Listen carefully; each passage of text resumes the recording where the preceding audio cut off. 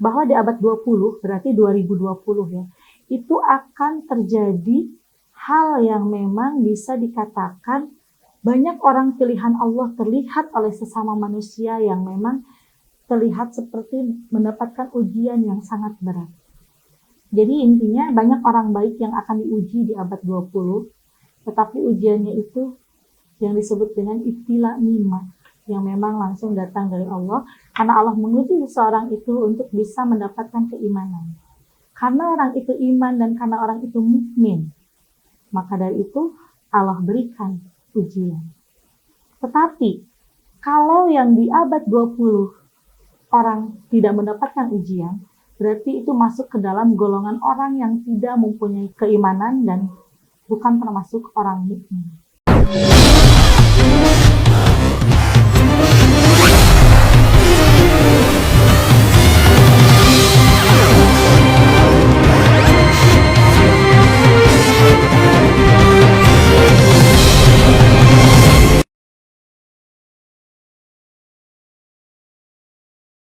Assalamualaikum warahmatullahi wabarakatuh. Jumpa lagi dengan saya Anggra Putri Tania, dan kali ini saya akan membahas tentang ibtila. Ibtila itu ada di dalam fikih ibtila, yang dimana ujian atau cobaan dari Allah untuk setiap umatnya. Ya sahabat IMT, di sini banyak sekali orang yang mendapatkan ibtila atau ujian dari Allah. Kebanyakan orang berseujon kepada Allah dengan ujian yang sedang mereka jalani. Sesungguhnya di dalam ilmu fikih ibtila itu tercantum bahwa konsekuensi iman diukur dengan kita bisa atau tidaknya melewati ujian yang Allah berikan. Ujian itu ada beberapa tahap yang disebut dengan ibtila nikmat, itu ujian dari Allah. Ada juga yang disebut dengan ibtila maimun, itu ujian dari sesama manusia. Nah, di sini kalau untuk ujian dari Allah, itu biasanya terus bertubi-tubi. Kenapa Allah memberikan ujian kepada orang-orang? Sebenarnya tidak kepada semua orang, hanya kepada orang-orang pilihan Allah saja yang Allah berikan sesuai ibtila nikmat, yang memang di mana orang tersebut mempunyai keyakinan tentang adanya Allah Subhanahu wa Ta'ala. Nah, bagaimana dengan ibtila maimun yang sesama dari manusia? Itu biasanya orang yang menguji manusia itu mengikuti hawa nafsu yang diinginkan. Bisa dikatakan orang yang mempunyai penyakit hati memberikan ujian terhadap manusia lagi. Tetapi itu pun juga terjadi karena atas izin Allah. Di sisi lain, Allah Subhanahu wa Ta'ala membuat orang pilihannya itu untuk bisa menguatkan kesabaran. Tetapi orang yang memberikan ujiannya itu atas izin Allah untuk mendapatkan ajab di kemudian hari. Dan di sini pun juga tercantum di dalam kitab Ulul Muqalah. Di dalam kitab Ulul Muqalah itu pengarang dari Syekh Muhammad Asy'ari. Di situ tercantum tentang tahapan-tahapan ujian yang Allah berikan. Bahwa kitab tersebut itu bisa dikatakan kitab kuno yang pada saat itu dipegang oleh Nabi Ibrahim alaihissalam. Di dalam kitab Ulul Muqalah, bahwa di abad 20, berarti 2020 ya, itu akan terjadi hal yang memang bisa dikatakan banyak orang pilihan Allah terlihat oleh sesama manusia yang memang terlihat seperti mendapatkan ujian yang sangat berat. Jadi intinya banyak orang baik yang akan diuji di abad 20, tetapi ujiannya itu yang disebut dengan ibtila nikmat, yang memang langsung datang dari Allah, karena Allah menguji seseorang itu untuk bisa mendapatkan keimanan. Karena orang itu iman dan karena orang itu mukmin, maka dari itu Allah berikan ujian.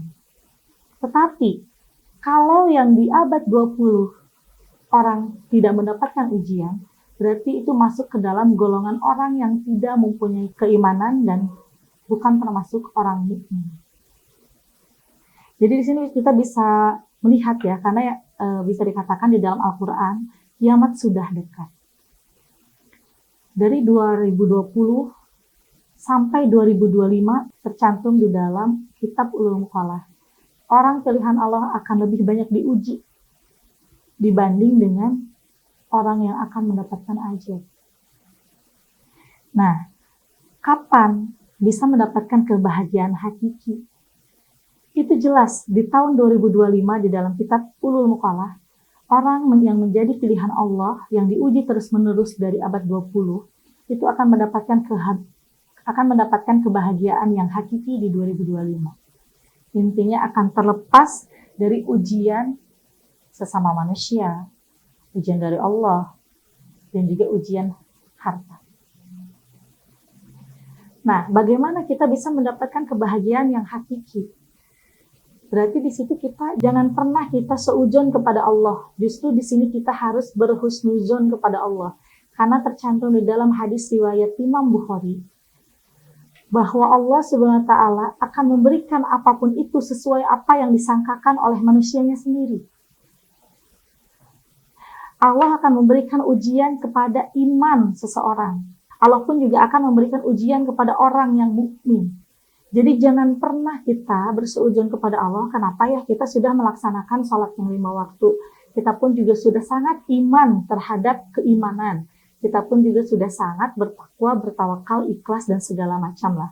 Tetapi kenapa Allah masih memberikan ujian? Justru di saat Allah memberikan ujian kepada kita, di situ kita harus mengucap syukur hamdalah. Berarti kita termasuk pilihan Allah. Karena pilihan Allah yang Allah berikan ujian itu, berarti Allah tahu orang itu akan lulus. Kalau orang itu masih tetap berhusnuzon di saat menghadapi ujian. Allah punya cara. Sesuai yang tertulis di dalam Al-Quran, banyak ya. Terus juga di dalam hadis-hadis, di dalam kitab Thariq atau Bari pun juga di situ tercantum. Allah Subhanahu wa taala mengetahui segala sesuatu. Dan Allah Subhanahu wa taala pun juga akan mengangkat makom-makom terhadap orang-orang yang mukmin. Jadi jangan berputus asa untuk sahabat IMP yang mendapatkan ujian dari mulai tahun 2000-an ya atau 2020. Karena insya Allah kalau kita lulus, kalau kita masih tetap lebih meningkatkan keimanan, itu kita akan mendapatkan kebahagiaan yang hakiki. Tetapi kita harus ingat juga, setiap manusia yang hidup sebelum adanya kematian itu akan terus mendapatkan ujian. Tetapi ujiannya itu ada juga yang tingkatan ringan, ujian sedang, ada juga yang tingkatan berat. Semakin ujian berat, semakin kita akan naik kelas di hadapan Allah Subhanahu wa taala. Jadi di sini banyak orang yang rumit tentang menghadapi ujian ya. Padahal sesungguhnya ujian itu adalah nikmat yang Allah berikan. Ujian pun juga kadang-kadang kita diuji dalam kesengsaraan, diuji dalam kelaparan, diuji pertikaian dengan sesama saudara. Kadang pun juga kita diuji dengan berbagai masalah fitnahan, hinaan, ataupun juga diuji dalam dunia dan juga akhiratnya nanti. Berarti ujian itu akan terlepas kalau misalkan hari kiamat, bukan berarti ujian itu akan terlepas setelah mendapat kematian. Karena setelah mendapatkan kematian pun juga itu kita akan terus berlomba-lomba mencari kebaikan agar tidak diuji di dalam akhirat nanti. Jadi ujian itu memang ujian di dunia akan terlepas setelah adanya kematian. Tetapi ujian akhirat itu yang tercantum dalam Ulul Muqallah. Ujian yang akan Allah berikan di akhirat itu tidak akan sebanding dengan apa yang pernah kita dapat ujian di dunia. Karena di dalam akhirat itu ujiannya sungguh sangat luar biasa. Urusannya tentang masalah surga dan neraka. Kita jangan pernah, selama kita hidup, jangan pernah mengharapkan surga. Karena kalau kita selama masa hidup mengharapkan surga, kita akan seenak dewek untuk melakukan kejahatan karena masih ingat bahwa tobat ada. Yang penting kita harus benar-benar tobat aja. Kalau misalkan udah benar-benar tobat, pasti kok nanti kita masuk surga. Itu bukan patokan. Karena kita hidup di alam dunia, ya, di alam lahir, surga dan neraka itu bukan patokan. Karena sesungguhnya yang menilai itu hanyalah Allah Subhanahu wa taala. Justru kita hidup di alam dunia ini, di alam lahir, kita harus mengharapkannya takut dengan siksa api neraka. Supaya kita tidak melakukan kesalahan-kesalahan. Dan jangan pernah kita mengharapkan surga. Karena kalau kita mengharapkan surga, yaitu gak apa-apalah sekarang berbuat salah, nanti juga saya akan bertobat. Tobatnya insya Allah akan diampuni. Jelas kalau Allah itu Rahman Rahim, pasti akan mengampuni dosa setiap makhluknya, asalkan manusia itu tobatan nasuha. Tapi kalau misalkan kita belajar di dalam kitab Ulul Muqallah, surga jangan diharapkan. Karena belum tentu kita setelah meninggal itu akan masuk surga. Karena masih ada hari pembangkitan. Masih ada juga hari ujian yang disebut dengan ujian akhiratul ilam. Yaitu ujian kita nanti di akhirat. Surga dan neraka akan ditetapkan setelah adanya hari kiamat. Setelah adanya hari pertimbangan di padang mahsyar yang sangat luas. Jadi di sini kita pun juga harus banyak belajar mengaji dan mengkaji isi di dalam setiap ilmu. Karena kalau kita hanya bisa membaca secara lahiriah saja, mengaji lahir aja, kita nggak akan bisa mengkaji apa isi di dalamnya. Jadi pada intinya di sini siapapun yang mendapatkan ujian cukup kita mengucap hamdalah, puji syukur kepada Allah Subhanahu wa taala. Kadang di sini kita banyak sekali ya orang-orang yang munafik, orang-orang yang fanatik, orang-orang yang banyak melakukan dosa. Jelas karena setiap manusia itu tidak ada yang sempurna, tidak luput dari kesalahan malah ya. Cuman di sini kita harus benar-benar merubah itu semua demi kebahagiaan yang hakiki. Karena kebahagiaan yang hakiki itu di 2025 insya Allah sesuai yang tercantum di dalam kitab akan kita rasakan. Kalau kita bisa iman, bisa tetap mukmin, dan bisa tetap bersabar menjalani semua proses konsekuensi iman yang disebut dengan ibtila. Nah, di sini untuk sahabat IMT, jangan pernah berkecil hati. Bila mana ada yang merasakan diuji dalam perihal kemiskinan, diuji dalam perihal kelaparan. Insya Allah, kalau kitanya tetap iman, kitanya tetap bermukmin, Allah pasti akan berikan solusinya. Tetapi kita nggak boleh sedikit berseujun kepada Allah. Karena yang tadi saya sebutkan di dalam hadis riwayat Imam Bukhari, aku akan berikan apapun sesuai yang engkau sangkakan kepadaku. Berarti kalau kita berprasangka buruk terhadap Allah, berarti kehidupan orang itu akan tetap buruk. Karena udah nyangka seperti itu kepada Allah. Tetapi kalau kita terus aja memuji Allah, bersyukur, dan kita selalu berterima kasih atas nafas yang Allah berikan kepada kita, yaitu kehidupan.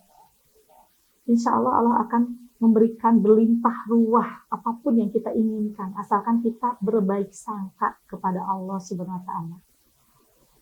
Di saat Allah berikan ujian, banyak orang yang menyangka, kenapa ya kok Allah memberikan ujian saya seperti ini?